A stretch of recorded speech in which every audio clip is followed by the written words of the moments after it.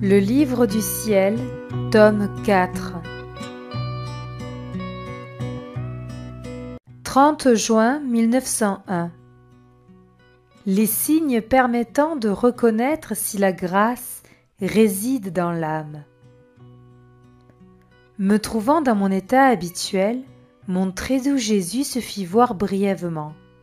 Totalement fusionné en moi, il me dit : Ma fille, veux-tu savoir quels sont les signes permettant de reconnaître si l'âme possède ma grâce ? Je répondis : Seigneur, fais comme il plaît à ta très sainte bonté.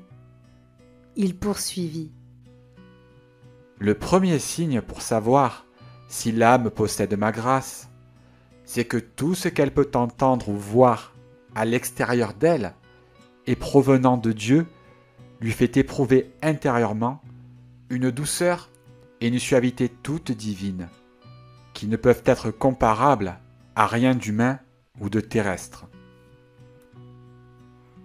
Il en est comme pour une mère qui, simplement, à la respiration ou à la voix de son enfant, reconnaît en lui le fruit de ses entrailles, ce qui l'a fait jubiler de joie. Il en est aussi comme pour deux amis intimes qui, à mesure qu'ils conversent ensemble, partagent mutuellement les mêmes sentiments, les mêmes intérêts, les mêmes joies et les mêmes afflictions. En voyant qu'ils ont les mêmes affinités, ils en éprouvent un grand plaisir et une grande joie, et ils en retirent tellement d'amour qu'ils ne peuvent se détacher l'un de l'autre. Il en va ainsi pour la grâce intérieure qui réside dans l'âme. Lorsque la personne voit extérieurement le fruit de ce qui l'habite intérieurement, elle en éprouve une joie et une douceur si grande qu'elle ne peut l'exprimer. Le second signe est que le discours de l'âme qui possède la grâce est paisible et a la puissance d'implanter la paix chez les autres. Alors que le même discours dit par celui qui ne possède pas la grâce ne fait aucune impression et n'apporte aucune paix. Ensuite, ma fille, la grâce dépouille l'âme de tout.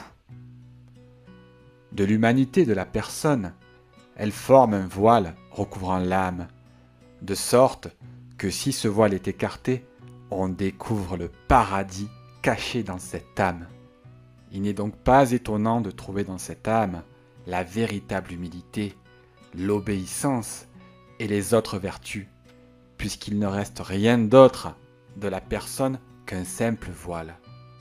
L'âme voit clairement qu'à l'intérieur d'elle, il y a uniquement la grâce qui agit et qui tient en ordre toutes les vertus.